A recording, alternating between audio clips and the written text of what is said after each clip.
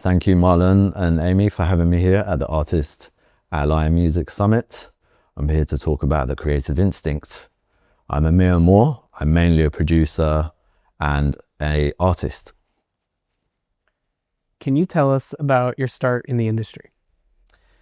I started in the industry, I think I used to hang out in this record shop called Pure Groove Records up in Archway in London.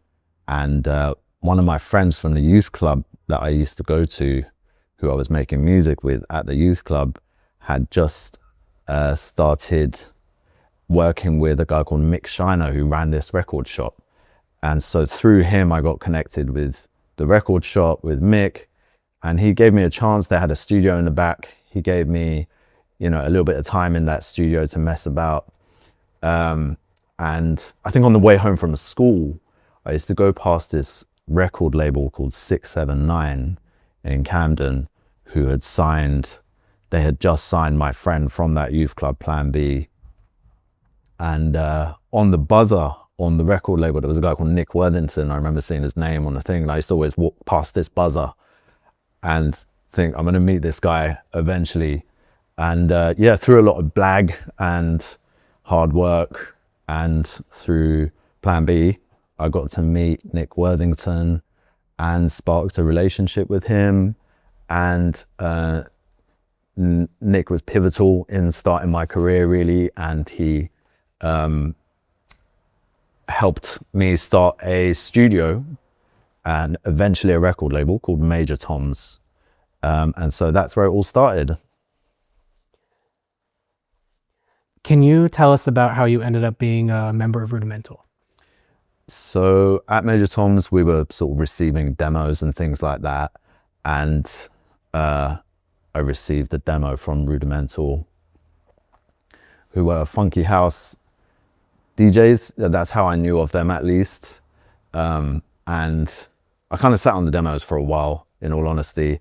And at some point I came around to listening to them, and there was this one in particular which had this amazing vocal on it. It's really strong, beautiful vocal. And I completely flipped it. I remixed it just through sheer naivety and not caring about genre, not really sort of thinking about song structure. I moved the trumpet solo to the middle. It was kind of a drum and bass track. I sped it up by like 20 BPM. And I think I played guitar on it, and then I took the guitar off and it kind of became this weird live drum and bass hybrid track, which is called Feel the Love. And I sent it to the band. I sent it to the 3 members of Rudimental. I wasn't in Rudimental at this point, and I hadn't even met them at this point, actually. And they didn't like it. They were like, you've completely misunderstood the direction of this song. And but it was too late, because by that point I'd already played it to a bunch of record labels. Nick had passed it on to people. I think I passed it on to artists that I was working with at the time. I was working with Example, the rapper. I was working with Charlie XCX, and I think one of them passed it on to Atlantic.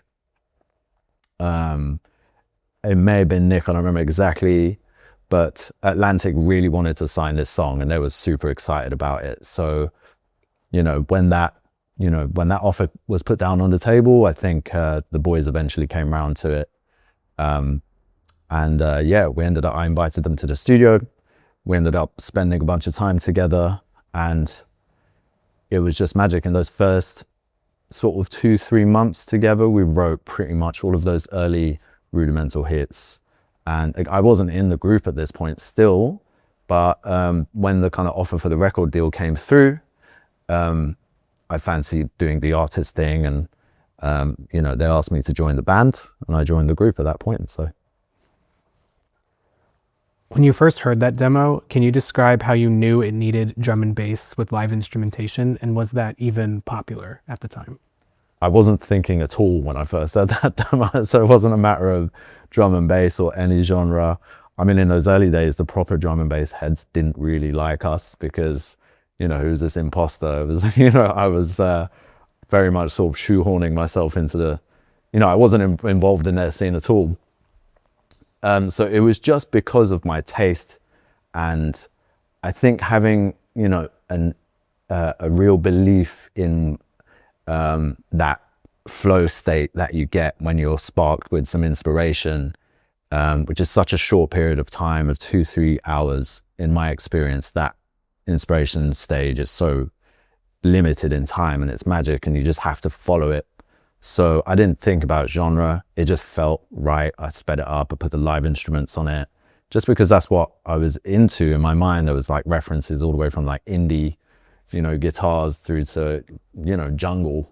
And so, yeah, it wasn't met with, acceptance. It took a while for people to accept it.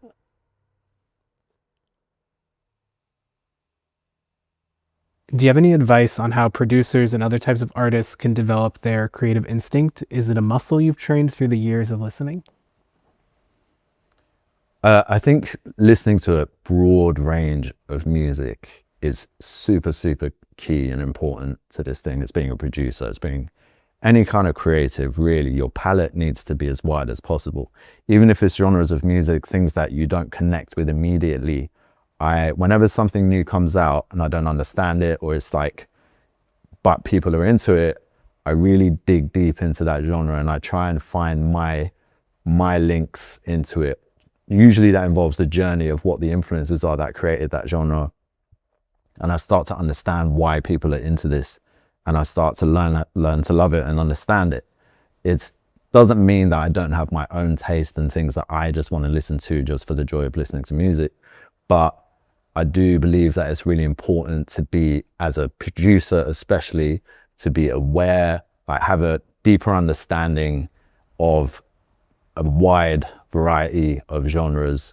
You kind of got to think like a DJ in a way, so you have to like, be into digging and like picking up old records and just understanding different genres of music, really. How do you drown out the noise of what's trendy to listen to in your own and tune in your own creative voice? Is it better to follow current trends or be brave to do something new, even if it's not currently popular? Everything comes around in cycles, and that's something that you learn as you're doing this for a long time, really, is that new genres are usually just a mishmash of old genres. So was the question, sorry, what was the question? Like, do you drown out the noise or do you try to follow the trends? If there's like a real thing happening, musical trend happening, I definitely don't drown it out. I definitely dig into it and listen to it, but I do that from curiosity, not through, I have to listen to it. I do it because I'm genuinely curious about music and I'm curious about the creative process that went into it. But at the same time, I have confidence in my taste. So, I'll pick what I want from those things that I like. There might be things a lot of things that I don't like about a genre, and I'll just discard that, but that just takes, so I think it's a kind of detailed process of analyzing music, to figure out the heart of it.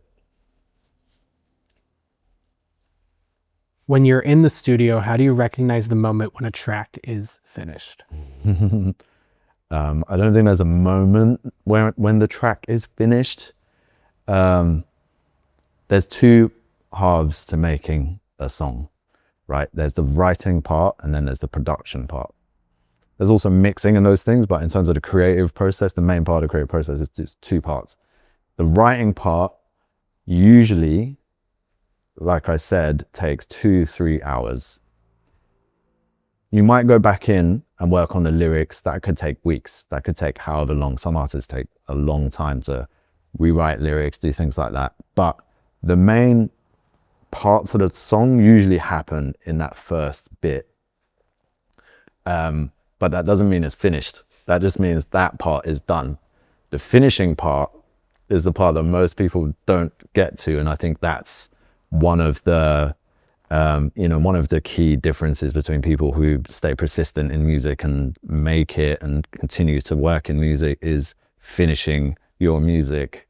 It's hard work, it's technical, you're dealing with your own demons. You have to really fight through and push through and really importantly, not to lose the magic of the original, but to just to realize it as much as it can possibly go. If there's a little extra 10% that you can squeeze out of it, that's the finishing part. So it's kind of two different things. And how I know when it's done is, I guess, once the song is written and the original part of it is done, I'll listen to it 2-3 times, write down a whole bunch of notes without stopping. So it's stream of consciousness. And then in between those two processes, I don't listen to the music at all. I only listen to it when I'm working on it. I don't listen to it outside of that at all, because the more you listen to something, the more you get what we call demoitis, and you start overlooking details and you won't really hear the problems in it anymore. It'll all start to sound normalized. So the way I know something is finished is once I've got through that list of things to fix and to change in a song, I listen to it again. I might take a break. I might go and listen to it elsewhere, and I'll write another list. And if there's, eventually you get to 0 things on the list, and that's when the song is done. So quite methodical with that. Nice. Very practical. Yes. Yeah. You've transitioned from producing Rudimental to being a founding member, and now you're launching your solo career. How does your creative process change when you're writing for your project versus producing someone else's?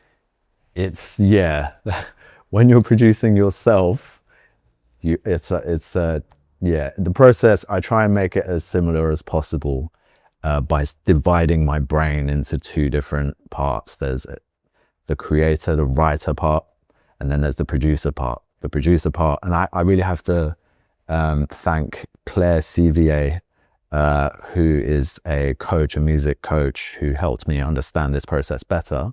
The producer, I kind of treat it as a completely separate thing. I might do that part another day. That's the editor. That's the person that comes in. I say the person, it's me, but like the person that comes in and criticizes the track, sometimes gives you encouragement and says, no, that's actually really good, keep that bit in there. So I might even write myself an email with the track. I'll just be like, okay, look, I'm stuck on this part. I'm giving you all the inner workings here. I'm stuck on this part. There's I just don't feel like it's good enough anymore. All those kind of motions that you go through when you're writing, it's just like, I think all creators know this. And then I'll sort of look at that as a producer and really think, and usually when you do that, you'll start noticing, it's like, hold on, that doesn't make sense. Actually, you are all right. You know what I mean? You are talented. It's okay. That kind of thing. So I really kind of attempt to separate those parts, the creative part, the production, editing, criticism part has got to be a separate identity that steps in when you're finishing the project. Mm.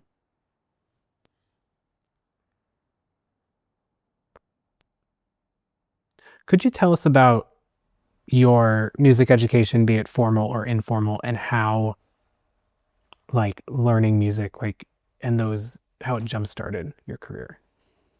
My music education, I did do a music business course, but it was, honestly, the music industry is so volatile and it's changing the whole time. Especially when I studied it, it was like transitioning out of physical sales into downloads, and then it transitioned again into streaming.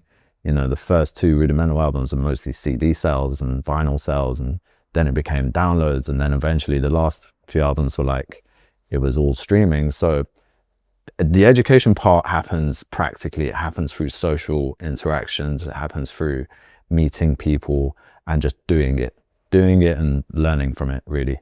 Making mistakes, if you want to call it that, but it's just about just trying everything and, finding your own path through it. I mean, today you can learn like so many skills by watching YouTube videos or listening to podcasts, but what is it about like potentially a proper music course or being around other musicians in a course that could help young people? I think it's so important to surround yourself with people who are like-minded, who are pushing, and who are, working on the same kind of path as you. I think that's the best thing I got out of that, was because you meet those people at that certain time, a few years later, they're going to end up being the A&Rs, and they're going to end up being the producers and people that work at labels and distributors. And so, you know, as long as you're nice to people and you create relationships, and, you know, that's one thing that I would say all the way is just treat everybody equally. You know, it doesn't matter who they are. And yeah, that T-boy in the studio, the engineer, I used to be that guy. Do you know what I mean? Eventually they'll end up doing something. And, you know, when you need that, when you want to work with them or when you want to call in the favor, then they'll remember you. And that's, so that's the most important thing I think about these courses, is just building relationships with the other people on the course. How do you deal with creative blocks?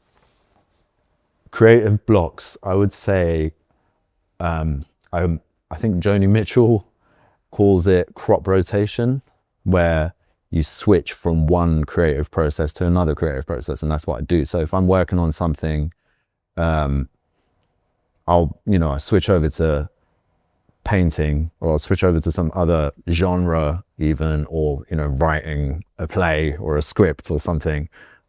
I think the blocks happen when you start, your ego and your sort of, you know, self-esteem and self-worth start piping up and getting in the way. And really the way to put them at ease is to do something else, do some other creative thing.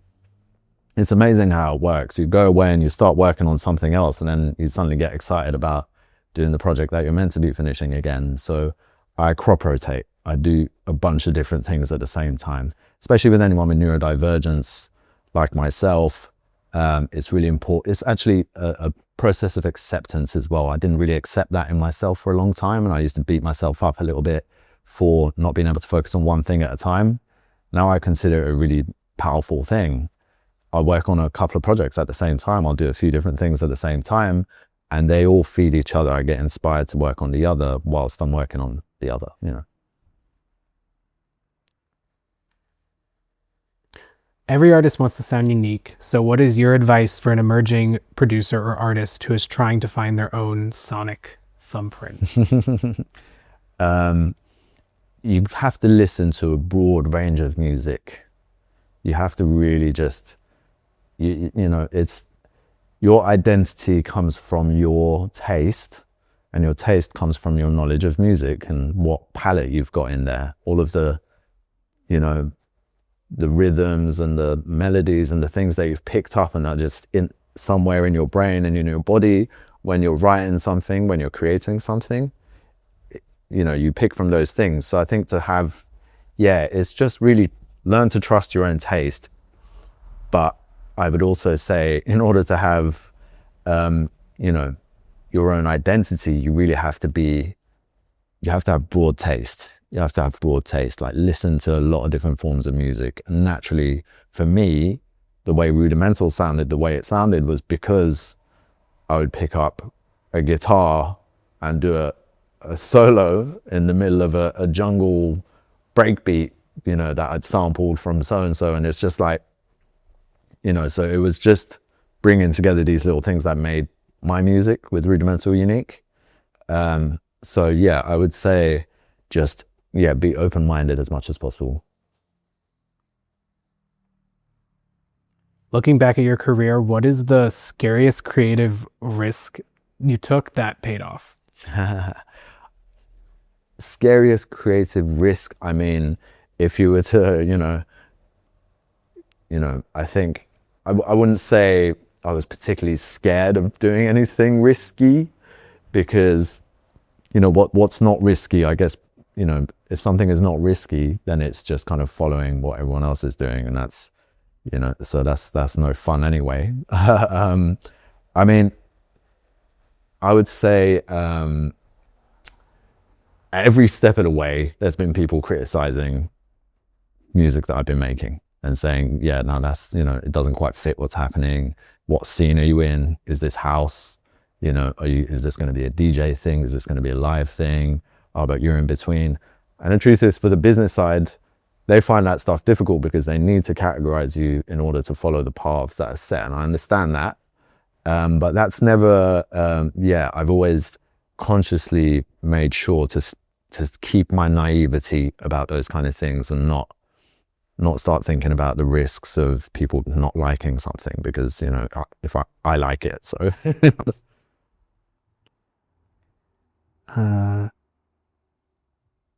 This is the last question, actually.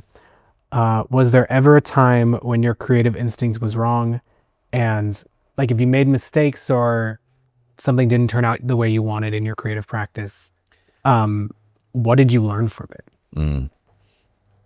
Again, I don't think there's any sort of wrong, I know it's a cliche thing to say, but it's like, there's no wrong choices in this thing. It's we're making music at the end of the day. Do you know what I mean? It's not like, you know, you're not saving lives. Well, you kind of are in some ways. I think there's probably been moments where I've got a little bit cocky and thought, yeah, this is the one, this is going to be a hit, and, you know, and then it's not as big as you think it's going to be, or, you know, or I haven't liked something and then it turns out that was actually the thing that most people like. But I don't see them as mistakes. It's all just exploration and curiosity, and, you know, trying to have fun throughout the whole process. It's hard work, obviously, as well. But yeah, and what I learned from it is to always maintain my curiosity, and I'm using this word naivety a lot because I think that's important, just to, you know, not overthink things. Cool. Well, that's it. So I think we're ready to wrap up. Thanks very much. Really appreciate it.